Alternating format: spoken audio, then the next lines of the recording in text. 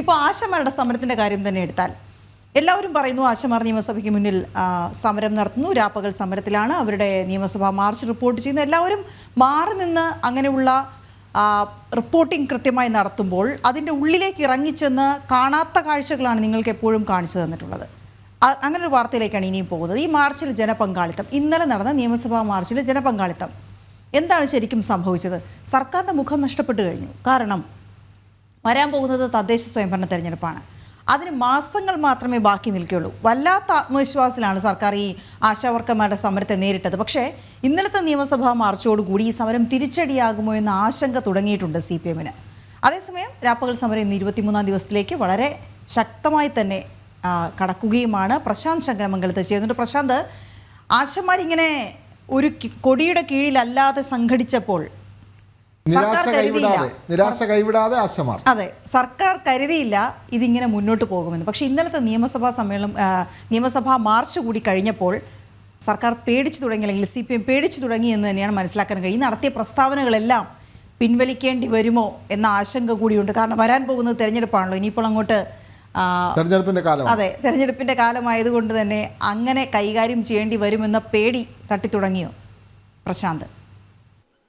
വീണ, തീർച്ചയായും ആശമാരുടെ സമരം ഇന്ന് 23-ാം ദിവസത്തിലേക്ക് കടക്കുകയാണ്. വളരെ ശക്തമായി കഴിഞ്ഞ ദിവസം അവരുടെ ഒരു ശക്തി പ്രകടനം എന്ന നിലയിലാണ് നിയമസഭ മാർച്ച് നടന്നത്. 1000-ലധികം ആശാപ്രവർത്തകന്മാരുടെ ഒരു വലിയ ജനപങ്കാളിത്തമായിരുന്നു ഈ മാർച്ചിൽ ഉടനീളം നമുക്ക് കാണാൻ സാധിച്ചത്. അതൊക്കെ കൊണ്ട് തന്നെയാണ് നമുക്ക് പറയാൻ കഴിയുന്നത് ഇത് സർക്കാരിനെ ഈ സമരം ഒരു അലട്ടലായി മാറുന്നു എന്നത്. അതായത് ഒരു കൊടിയുടെയോ അല്ലെങ്കിൽ അങ്ങനെ ഒരു സംഘടനയുടെയോ മറ്റ് രാഷ്ട്രീയ സംഘടനകളുടെ പിൻബലമില്ലാതെയാണ് ഇക്കഴിഞ്ഞ ഫെബ്രുവരി 10-ാം തീയതി ആശമാരുടെ സമരം തിരുവനന്തപുരത്ത് സെക്രട്ടേറിയറ്റിന് മുന്നിൽ ആരംഭിക്കുന്നത്. രാപ്പകൽ സമരമായിട്ടാണ്, രാത്രിയും പകലും അവിടെ സമരമിരിക്കുന്നു എന്ന നിലയിലാണ് ആ സമരം ആരംഭിക്കുന്നത്. ആ സമരം ആരംഭിച്ച് ഒരു 5 ദിവസം കഴിയുമ്പോൾ പിന്നീടുമ്പോൾ ഒരു ചർച്ച എന്ന നിലയിൽ ആരോഗ്യമന്ത്രി ഇവരെ വിളിച്ചിരുന്നു. എന്നാൽ അവരുന്നയിച്ച ആവശ്യങ്ങളൊന്നും അംഗീകരിക്കാതെ വന്നതോടെ സമരം തുടർന്ന് അങ്ങ് പോവുകയായിരുന്നു ചെയ്തത്. സർക്കാർ കരുതിയിരുന്നത് ഈ സമരം ആരംഭിച്ചൊരു 4-5 ദിവസം കഴിയുമ്പോൾ എന്തെങ്കിലുമൊക്കെ ആനുകൂല്യങ്ങൾ കൂട്ടിക്കൊടുക്കുകയോ അല്ലെങ്കിൽ എന്തെങ്കിലും ഒരു ചർച്ച നടത്തി കഴിഞ്ഞാൽ ഒരു വാഗ്ദാനം നൽകിക്കൊണ്ട് ഈ സമരത്തെ പിൻവലിക്കാം, അല്ലെങ്കിൽ സമരക്കാരെ പറഞ്ഞുവിടാമെന്നൊരു ധാരണയായിരുന്നു സർക്കാരുണ്ടായിരുന്നു. അതിൻ്റെ അടിസ്ഥാനത്തിലാണ് വീണ ജോർജിൻ്റെ നേതൃത്വത്തിൽ വീണ ജോർജിൻ്റെ തന്നെ ആരോഗ്യമന്ത്രിയുടെ ചേംബറിൽ ഒരു യോഗം വിളിച്ചു ചേർന്നത്. എന്നാൽ ഈ മുന്നോട്ട് വെച്ച ആവശ്യങ്ങളിൽ ഉറച്ചു നിൽക്കുകയായിരുന്നു ആശമാർ. ഇതോടെ സർക്കാരിൻ്റെ ആദ്യത്തെ പദ്ധതിയും പാളി. തുടർന്നങ്ങോട്ട് ഘട്ടം ഘട്ടമായിട്ട് സമരം തുടരുന്ന സാഹചര്യം ഉണ്ടായിരുന്നു. അതിനിടയിൽ CITUവിനെ കൊണ്ട് അതോടൊപ്പം തന്നെ CPM-ന്റെ ഭാഗത്തുനിന്നുമെല്ലാം ഇവരെ ആക്ഷേപിക്കുന്ന നിലയിൽ ഒരു പ്രതികരണം ഉണ്ടായി. ഇളമരം കരീം അടക്കമുള്ളവർ, എടുത്തു പറയേണ്ടത് CITUവിൻ്റെ നേതാവാണ് അദ്ദേഹം അടക്കം ഈ ആശാപ്രവർത്തകന്മാരെ അപഹസിക്കുന്ന രീതിയിൽ, അപമാനിക്കുന്ന രീതിയിലുള്ള രംഗത്തെ ഒരു സാഹചര്യം ഉണ്ടായിരുന്നു. മാത്രമല്ല സംസ്ഥാനത്തെ ധനമന്ത്രി അടക്കം ഈ ആശാപ്രവർത്തകന്മാരെ അപമാനിച്ചു. ധനമന്ത്രിക്കെതിരെ വലിയ പ്രതിഷേധങ്ങളും അവർ ആ സമരവേദിയിൽ നടത്തുകയൊക്കെ ചെയ്തു. ഇങ്ങനെ ഒട്ടേറെ നേതാക്കന്മാർ ഈ ആശാപ്രവർത്തകർക്കെതിരെ ആരോപണങ്ങളും ആക്ഷേപങ്ങളും തുടർന്നുകൊണ്ടേയിരുന്നു. അതിനിടയിലാണ് സമരം ശക്തമാക്കുന്നതിൻ്റെ ഭാഗമായിട്ട് മറ്റ് ജില്ലകൾ കൂടി വ്യാപിപ്പിച്ചു. അതായത് മറ്റ് ജില്ലകളിലെ ജില്ലാ ആസ്ഥാനത്ത് സമരം ശക്തമാക്കി, ജില്ലാ ആസ്ഥാനത്തേക്ക് ഉപരോധം സംഘടിപ്പിച്ചുകൊണ്ടുമൊക്കെ ഇവർ ഈ സമരം ശക്തമാക്കിക്കൊണ്ടിരുന്നു. ആ സമരം ശക്തമാക്കുമ്പോഴാണ് CITU ബദൽ സമരവുമായി വരികയും ചെയ്തത്. അതായത് CITU അല്ലാതെ മറ്റൊരാളും സമരത്തിൽ ഏർപ്പെടാൻ പാടില്ല എന്നടക്കമുള്ള കാര്യങ്ങൾ ഉന്നയിച്ചുകൊണ്ട്, അല്ലെങ്കിൽ ഈ സമരത്തെ തകർക്കുവാൻ മറ്റ് രാഷ്ട്രീയ പാർട്ടിയുടെയൊക്കെ നിറം കെട്ടിക്കൊണ്ട്, കൊടി കെട്ടിക്കൊണ്ട് ഈ സമരത്തെ തകർക്കുവാൻ ഈർക്കിൽ സംഘടന എന്ന രീതിയിലെല്ലാം അപഹസിച്ചുകൊണ്ട്, പരിഹസിച്ചുകൊണ്ട് സമരത്തെ തകർക്കാൻ ശ്രമിച്ചു. അതോടൊപ്പം തന്നെ നാഷണൽ ഹെൽത്ത് മിഷനെ ഉപയോഗിച്ചുകൊണ്ട് ഈ ജോലിക്ക് പ്രവേശിക്കണമെന്നടക്കമുള്ള തിട്ടൂരങ്ങൾ പുറപ്പെടുവിക്കുകയും ഒക്കെ ചെയ്തു. എന്നാൽ ഇതിനൊന്നും വഴങ്ങാതെ സമരവുമായി ശക്തമായിട്ട് മുന്നോട്ട് പോവുകയും കഴിഞ്ഞ ദിവസം ഒരു വലിയ മാർച്ച് 1000-ലധികം ആശാപ്രവർത്തകന്മാരെ സംസ്ഥാനത്തെ വിവിധ സ്ഥലങ്ങളിൽ നിന്നും, അതായത് ഈ തിരുവനന്തപുരത്ത് നിന്നും കാസർഗോഡ് വരെയുള്ള വിവിധ ജില്ലകളിൽ നിന്നുള്ള പ്രവർത്തകരെ അണിനിരത്തിക്കൊണ്ടൊരു വലിയ മാർച്ച് കൂടെ സംഘടിപ്പിക്കുകയും ചെയ്തു. ഇത് സർക്കാരിൻ്റെ കസേരയ്ക്ക് ഇളക്കം തട്ടി എന്ന് തന്നെ നമുക്ക് വേണം, അല്ലെങ്കിൽ സർക്കാരിൻ്റെ ചിന്തകൾ കിളക്കം തട്ടി എന്നാണ് നമുക്ക് മനസ്സിലാക്കാൻ കഴിയുന്നത്. അതായത് ഇനി വരാൻ പോകുന്നത് തദ്ദേശ സ്വയംഭരണ തെരഞ്ഞെടുപ്പാണ്. കഴിഞ്ഞ പ്രകടന പത്രികയിലടക്കം ഈ ആശമാരുടെ കാര്യം, ആശമാരുടെയും റേഷൻ കട ജീവനക്കാരുടെയും അടക്കം അംഗൻവാടി ജീവനക്കാരുടെയും അടക്കം ശമ്പളം 700 രൂപ ആക്കും എന്ന് കഴിഞ്ഞ തെരഞ്ഞെടുപ്പ് പത്രികയിൽ തന്നെ ഉൾപ്പെടുത്തിക്കൊണ്ട് അധികാരത്തിൽ വന്നൊരു സർക്കാരാണ് പിണറായി സർക്കാർ. ആ സർക്കാരിന്റെ കാലത്താണ് 231 രൂപ മാത്രം വാങ്ങുന്ന 231 രൂപ വാങ്ങുന്ന ആശാവർക്കർമാർ ശമ്പളം കൂട്ടിത്തരണം, അല്ലെങ്കിൽ ഈ ഇൻസെന്റീവും ഓണറേറിയും എല്ലാം അനുവദിക്കണമെന്നടക്കമുള്ള വിവിധ ആവശ്യങ്ങൾ ഉന്നയിച്ചുകൊണ്ട് സമരം നടത്തുന്നത്. ആ സമരം ശക്തി പ്രാപിക്കുന്ന ഒരു സാഹചര്യം കൂടി വന്നു ചേരുകയും ചെയ്തു. എന്തായാലും സർക്കാരിന്റെ ഭാഗത്തുനിന്ന് വലിയ ഒരു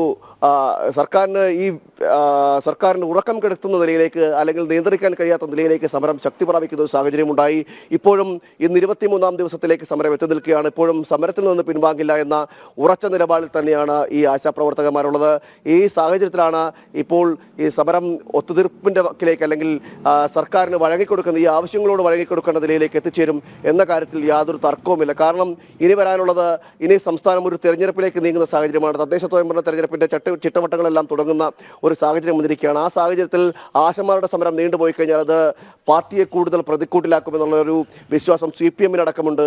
അതുകൊണ്ട് തന്നെ ഈ സാഹചര്യത്തിൽ എത്രയും വേഗം ഈ സമരം ഒത്തുതീർപ്പിലേക്കോ അല്ലെങ്കിൽ മധ്യസ്ഥ ചർച്ചകളിലൂടെയെല്ലാം ഒത്തുതീർപ്പിലേക്ക് നയിച്ചില്ലെങ്കിൽ തുടർന്ന് സർക്കാരിന്റെ കാര്യങ്ങൾ, അല്ലെങ്കിൽ സർക്കാരിന്റെ പ്രവർത്തനങ്ങൾ കുറച്ചുകൂടി പരിഗണിലാവും. പ്രതിപക്ഷം ഇത് നിലവിൽ തന്നെ ഏറ്റെടുത്തിരിക്കുന്നു. അതോടൊപ്പം തന്നെ BJPയും ഏറ്റെടുത്തിരിക്കുന്നു. ഇന്ന് ഈ ആശാ വർക്കർമാർക്ക് അവരുടെ ഈ വർക്കർമാരുടെ സമരത്തിൽ അനുകൂലിച്ചുകൊണ്ട് BJPയുടെ നേതൃത്വത്തിൽ, മഹിളാ മോർച്ചയുടെ നേതൃത്വത്തിൽ സെക്രട്ടേറിയറ്റിൽ ഒരു മാർച്ച് സംഘടിപ്പിക്കുന്നുണ്ട്. 11 മണിക്ക് ആ മാർച്ചുണ്ട്. കേന്ദ്രമന്ത്രി സുരേഷ് ഗോപി മാർച്ചിൽ സുരേഷ് ഗോപി കഴിഞ്ഞ ദിവസം ഈ ആശാ വർക്കർമാരുടെ സമരപ്പന്തലിൽ എത്തിയിരുന്നു. 2 തവണ എത്തിയിരുന്നു. കുടകളും, മഴ നനഞ്ഞു നിൽക്കുന്ന ആശാ വർക്കർമാർക്ക് കുടകളും റെയിൻകോട്ടുകളും അടക്കം വാങ്ങിക്കൊണ്ട് ആ സമരപ്പന്തലിൽ എത്തുന്നുണ്ടായിരുന്നു നേരത്തെ.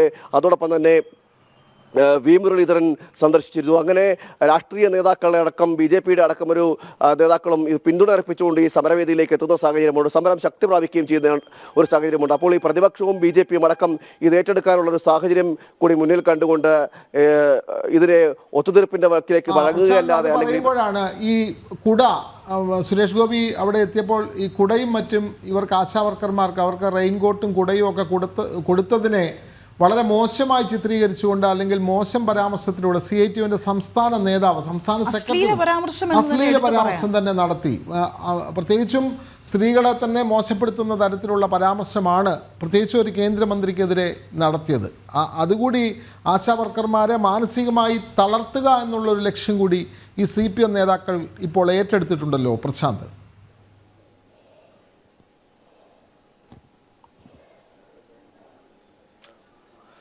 വിനോദ, സമരം തുടങ്ങിയ നാൾ മുതൽ, അതായത് സമരം മുന്നോട്ട് നീങ്ങി ഒരു 5 ദിവസം പിന്നിടുമ്പോൾ തന്നെ, അതായത് CPMന്റെയും അതോടൊപ്പം തന്നെ സർക്കാരിന്റെയും ഈ തിട്ടൂരങ്ങൾക്കൊപ്പം വഴങ്ങുന്ന നിലപാടല്ല സമര സമിതിക്കാർ സ്വീകരിച്ചതെന്ന് തുടങ്ങിയപ്പോൾ തന്നെ ഈ ഇത്തരം സമീപനങ്ങൾ, അല്ലെങ്കിൽ ഇത്തരം ആക്ഷേപങ്ങൾ അത് CPMന്റെ ഭാഗത്തുനിന്നും സർക്കാരിന്റെ ഭാഗത്തുനിന്നും, ഞാൻ നേരത്തെ പറഞ്ഞതുപോലെ KN ബാലഗോപാൽ മന്ത്രി അടക്കമുള്ളവർ, ധനമന്ത്രി അടക്കമുള്ളവർ ആക്ഷേപം നടത്തുന്നത് നമ്മൾ കണ്ടതാണ്.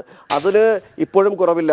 അതിൻ്റെ ഒരു സമാനമായ സാഹചര്യം തന്നെയാണ് CITUവിൻ്റെ നേതാവിൻ്റെ ഭാഗത്തുനിന്നും സുരേഷ് ഗോപി മന്ത്രി അവിടെ എത്തുകയും ഈ കുടയും അതുപോലെ തന്നെ റെയിൻകോട്ടും എല്ലാം വാങ്ങിച്ചു കൊടുത്തതിനെതിരെ വന്നിരിക്കുന്നത്. വളരെ മോശമായ രീതിയിൽ, അതായത് സ്ത്രീകളുടെ സമരത്തെ, സ്ത്രീ സുരക്ഷയും പറ്റിയും അതോടൊപ്പം തന്നെ രാത്രി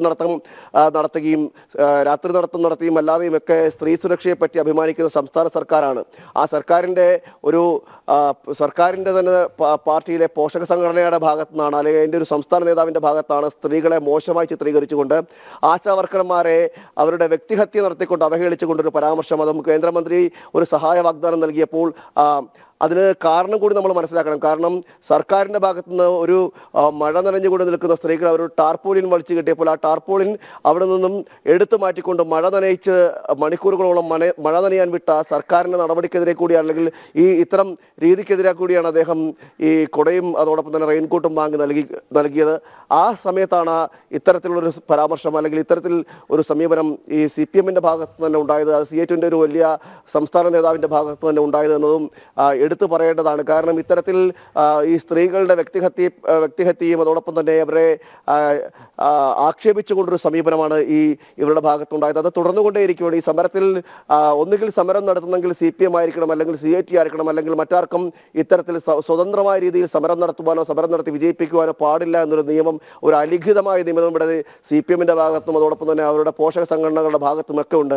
അപ്പോൾ ഇവരുടെ സഹായമില്ലാതെ, ഇവരുടെ ഒരു പിന്തുണയില്ലാതെ അതൊരു സമരം വിജയിക്കുക അല്ലെങ്കിൽ ഒരു സമരം ശക്തമായി നീങ്ങുക, അത് ഒരു തിരിച്ചടി ഉണ്ടാകുമെന്ന ഒരു ഭയം കൂടി, ഉൾഭയം കൂടി CPM-നും CITU-നും ഒക്കെ ഉണ്ട്. അതുകൊണ്ടൊക്കെ തന്നെയാണ് ഇത്തരം സമീപനങ്ങൾ, ഇത്തരം അപഹാസ്യപരമായിട്ടുള്ള സമൂഹത്തിൽ നിന്നും നമ്മൾ പൊളിറ്റിക്കലി ഇൻകറക്റ്റ് എന്നൊക്കെ പറയുന്നത് പോലെ തന്നെയുള്ള ഈ പരാമർശങ്ങൾ ഇവരുടെ ഭാഗത്തുണ്ടാവുന്നത്. എന്തെങ്കിലും ആർക്കെങ്കിലുമൊക്കെ വിമർശിക്കണമെങ്കിൽ CPM-ന് മാത്രമേ വിമർശിക്കാൻ പാടുള്ളൂ, മറ്റൊരാൾക്കും അത് ചെയ്യാൻ പാടില്ല എന്ന നിലയിലേക്ക് ഇത്തരം അപഹാസ്യപരമായിട്ട് സമൂഹത്തിന് മുമ്പിൽ ഈ കാലത്ത് ഇത്തരത്തിൽ പറയാൻ കഴിയാത്ത പരാമർശങ്ങളാണ് അദ്ദേഹം നടത്തുകയും ചെയ്തത്. എന്തായാലും അതിനെതിരെയും പ്രതിഷേധം സാമൂഹ്യ മാധ്യമങ്ങളിലടക്കം വലിയ ശക്തമായ പ്രതിഷേധങ്ങളും ഉയർന്നു വരുന്നുണ്ട്. CPM-കാരുടെയും അതോടൊപ്പം തന്നെ CPM-ന്റെയും ഇത്തരം സമീപനങ്ങൾക്കെതിരെയും വലിയ രീതിയിലുള്ള പ്രതിഷേധവും വരുന്നുണ്ട്. ഏതായാലും ആശാവർക്കർമാരുടെ സമരം 23-ാം ദിവസത്തിലേക്ക് കടന്നിരിക്കുകയാണ്. ഇപ്പോഴും പിന്നോട്ടില്ല. തങ്ങൾക്ക് ഉന്നയിച്ച ആവശ്യങ്ങൾ, മുന്നോട്ട് വെച്ച ആവശ്യങ്ങൾ നിറവേറ്റുന്നത് വരെ സമരവുമായി തന്നെ മുന്നോട്ട് പോകും. അതിൽ യാതൊരു തർക്കമില്ല എന്ന് തന്നെയാണ് ആശാവർക്കർമാരും കഴിഞ്ഞ ദിവസം പറഞ്ഞത്.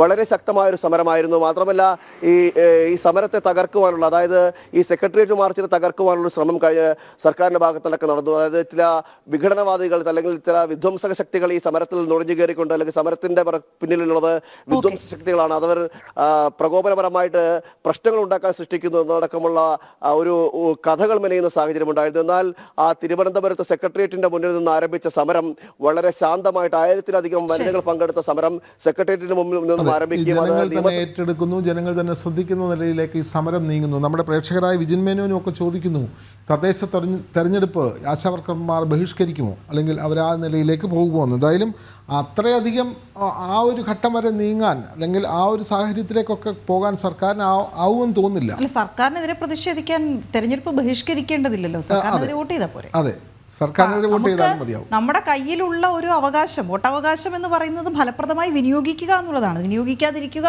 എന്നുള്ളതല്ല. അവരതിന് തയ്യാറാകുമെന്ന് എനിക്ക് തോന്നുന്നു. ഫലപ്രദമായി വിനിയോഗിക്കുകയായിരിക്കും ചെയ്യുന്നത്. അതെ, സമൂഹത്തിൽ വളരെയധികം സ്വാധീനമുള്ള ഒരു വിഭാഗമാണ് ഈ ആശാവർക്കർമാർ. ഈ കോവിഡ് കാലത്ത് നമ്മൾക്കറിയാം എത്ര വലിയ സേവനമാണ് അവർ നൽകിയത്. നേരത്തെ ഉണ്ടായിരുന്ന ആരോഗ്യമന്ത്രി പറഞ്ഞതാണ്, ശൈലജ പറഞ്ഞതാണ്, അവരുടെ സേവനത്തെ പറ്റിയൊക്കെ പറഞ്ഞതാണ്. അവർ ജോലി ചെയ്ത കൂലിക്ക് വേണ്ടി സെക്രട്ടേറിയറ്റ് നടയിൽ വെയിലും ഈ ചൂടും എല്ലാം ഏറ്റ്, മഴയും ഒക്കെ ഏറ്റ് അവിടെ കിടക്കേണ്ടി വരുന്നത്. എന്നിട്ട് ഇവരുടെ പരിഹാസവും വരുന്നു. അതാണ്.